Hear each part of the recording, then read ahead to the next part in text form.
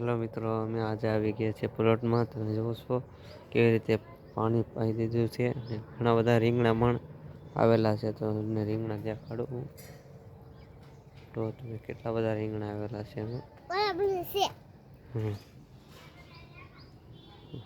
તમે જોઈ શકો છો કેટલા બધા રીંગણા આવેલા છે.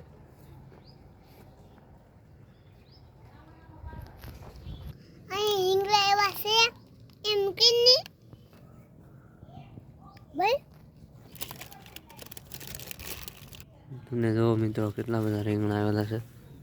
દેખાડો રીંગણા નાના મોટા ઘણા બધા રીંગણા આવેલા છે. ઘણી બધા પ્રકારની રીંગણી છે. કાંટા વગરની રીંગણી પણ જોઈ શકો છો.